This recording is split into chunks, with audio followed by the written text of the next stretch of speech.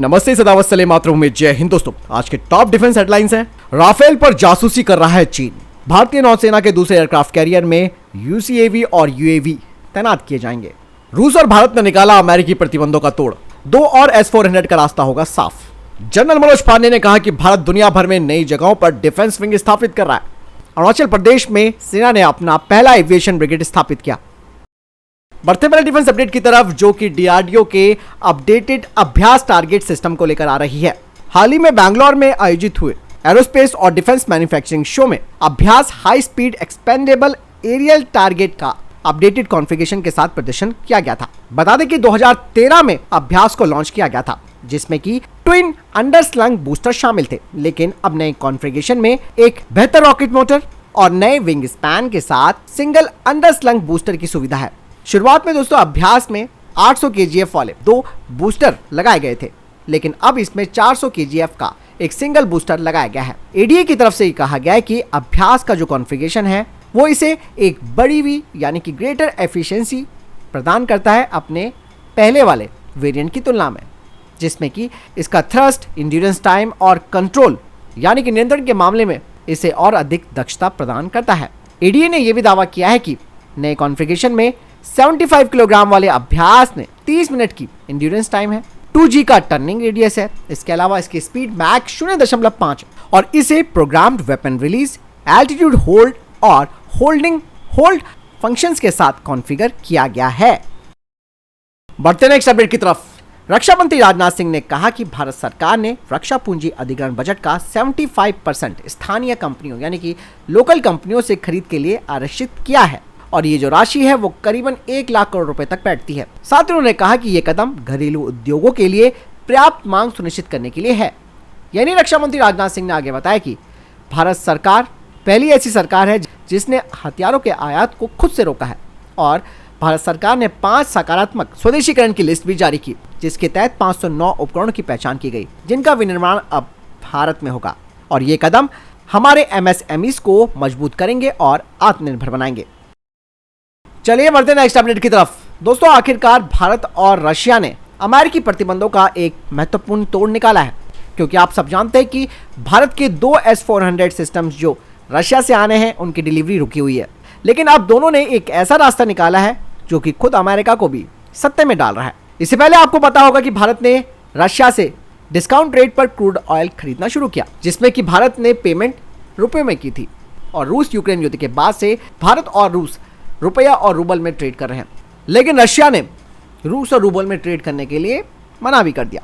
लेकिन अब दोनों ही देशों ने एक नया विकल्प खोज निकाला है। आपको बता दो कि अभी हाल ही में रशिया ने भारत के शिपयार्ड को 24 कार्गो जहाज निर्माण का ऑर्डर दिया है, और ये फैसला दोस्तों न केवल रशिया बल्कि भारत के रक्षा के लिए भी काफी महत्वपूर्ण है।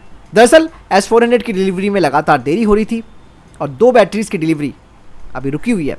ऐसे में दोस्तों रूस ने गोवा शिपयार्ड लिमिटेड और रशियन एक्सपोर्ट सेंटर के बीच एक सहयोग की घोषणा की है। अब यह कहा जा रहा है कि भारत सरकार की स्वामित्व वाली GSL 2027 तक 24 कार्गो जहाजों का निर्माण करके रशिया को दे देगी, जिससे कि बिल्कुल बात बराबर हो जाएगी। यानी कि 24 कार्गो जहाजों के बदले भारत को 2 S-400 एयर डिफेंस सिस्टम मिल जाएंगे। चलिए बढ़ते नेक्स्ट अपडेट की तरफ। दोस्तों, थल सेना अध्यक्ष जनरल मनोज पांडे ने कहा कि भारत दुनिया भर में नई नई जगहों पर डिफेंस शाखाएं यानी कि डिफेंस विंग्स को स्थापित कर रहा है। साथ ही जनरल पांडे ने बताया कि ये सभी सैन्य जो विंग्स हैं वो हमारे मित्रवत विदेशी साझेदार देशों के साथ संयुक्त सैन्य प्रशिक्षण और अभ्यास के दायरे को बढ़ाएंगे। इसके अलावा जनरल पांडे ने चीन को भी एक खासा संदेश दिया है। सेना प्रमुख की तरफ से कहा गया कि भारत का दृष्टिकोण सभी देशों की संप्रभुता और क्षेत्रीय अखंडता के साथ साथ विवादों का शांतिपूर्ण ढंग से समाधान निकालने पर विश्वास करता है, और भारत हमेशा अंतर्राष्ट्रीय नियमों के पालन पर जोर देता है।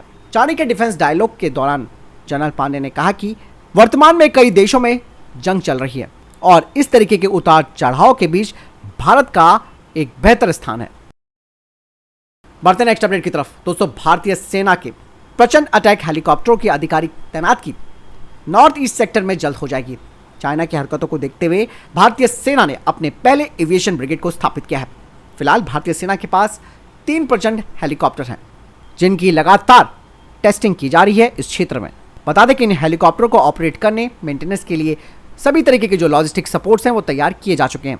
भारतीय थल सेना के एविएशन विंग में आधिकारिक तौर पर पहली बार अटैक हेलीकॉप्टर की तैनाती होगी और ये पहला स्क्वाड्रन मीसामारी बेस पर तैनात होगा। और ये एक ऐसा एविएशन बेस है जहां से एलएसी के हर हिस्से पर किसी भी वक्त जरूरत पड़ने के हिसाब से ऑपरेशंस लॉन्च किए जा सकते हैं। बढ़ते नेक्स्ट अपडेट की तरफ।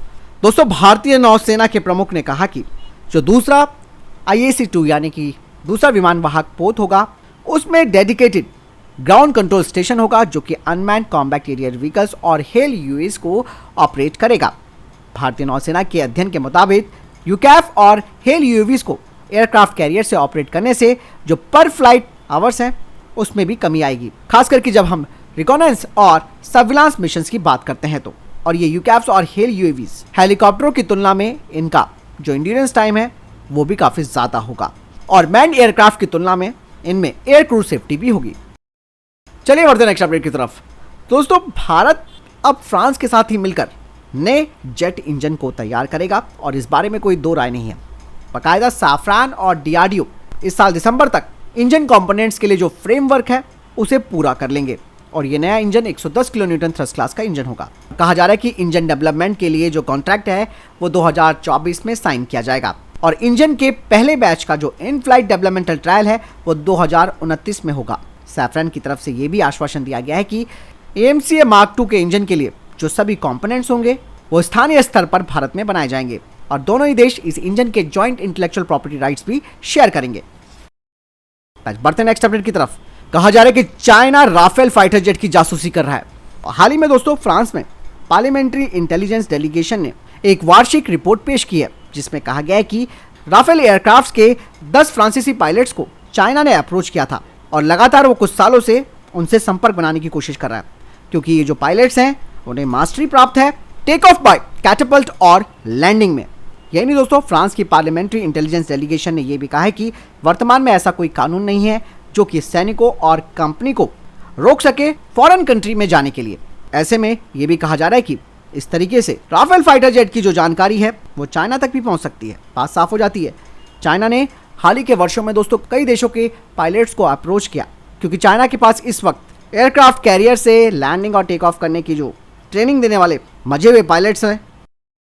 बढ़ते नेक्स्ट अपडेट की तरफ। दोस्तों, हाल ही में नौसेना प्रमुख ने टेडबीएफ के प्रोटोटाइप को लेकर एक बड़ी घोषणा की थी जिसमें उन्होंने कहा था कि टेडबीएफ का प्रोटोटाइप 2028 में तैयार हो जाएगा। लेकिन दोस्तों, जो डिफेंस सर्कल है उसमें अब और ज़्यादा डिबेट शुरू हो गई है जिसमें यह कहा गया है कि क्यों भारतीय वायुसेना टेडबीएफ के एयरफोर्स वाले वेरिएंट जिसे कि और का कहा जाता है उसे क्यों नहीं खरीदती, जबकि ये राफेल फाइटर जेट की सेम लीग में आता है, जिससे कि समय भी बचेगा और भारत के $20 बिलियन भी बचेंगे। लेकिन दोस्तों, यहाँ पर इंडियन एयरफोर्स इसलिए भी नहीं खरीदना चाहती ऑर्का को क्योंकि दोस्तों टेडबीएफ की जो पहली फ्लाइट थी वो 2026 में होनी थी, वो खिसक कर 2028 हो गई है और 2032 से पहले ये उत्पादन में नहीं आ पाएगा। ऐसे में भारतीय वायुसेना के पास इतना वक्त नहीं है। तो बात साफ हो जाती है, इसलिए शुरू से ही भारतीय वायुसेना ऑर्का के लिए मना करती आई है। बढ़ते नेक्स्ट अपडेट की तरफ। दोस्तों, अमेरिका अब इजराइल के अंदर एक सीक्रेट मिलिट्री बेस तैयार कर रहा है। बाकायदा एक रिपोर्ट में इस बात का खुलासा हुआ है कि हमास के हमले से 2 महीने पहले ही अमेरिका के रक्षा मंत्रालय पेंटागन ने करोड़ों डॉलर का एक ठेका भी दिया था जिसमें कि इजराइल के नेगेव रेगिस्तान में अमेरिकी सैनिकों के लिए सीक्रेट बेस तैयार करना है। बता दें कि यह अमेरिकी ठिकाना गाजा से महज कुछ किलोमीटर दूर है और इसका कोड नेम का भी खुलासा हो गया है जो है साइट 512। दरअसल यहाँ पर दोस्तों अमेरिका की नज़र हमास पर नहीं बल्कि ईरान पर भी है क्योंकि इजराइल से केवल 1100 किलोमीटर दूरी पर ईरान है, क्योंकि ईरान के पास भी दोस्तों कई खतरनाक मिसाइलें मौजूद हैं जो इजराइल में कहीं भी तबाही मचा सकती हैं। यानी कि अमेरिका चुपचाप तरीके से साइट 512 का निर्माण करने वाला है जहां अमेरिकी सैनिकों के लिए बैरक बनाने की तैयारी हो रही है। हालांकि जो बाइडन कह चुके हैं कि फिलहाल तो अमेरिकी सैनिकों को इजराइल भेजने की जरूरत नहीं है, लेकिन इजराइल के अंदर वो खुफिया तरीके से मौजूद हैं। तो फिलहाल ये तभी तक के टॉप डिफेंस और स्पेस अपडेट्स। वीडियो के संबंध में कोई प्रश्न जवाब है, आपका कोई सवाल है, कमेंट सेक्शन में लिखकर जरूर पूछ सकते हैं। मिलता हूं नई वीडियो के साथ, चैनल जरूर सब्सक्राइब कीजिएगा। जय हिंद, वंदे मातरम।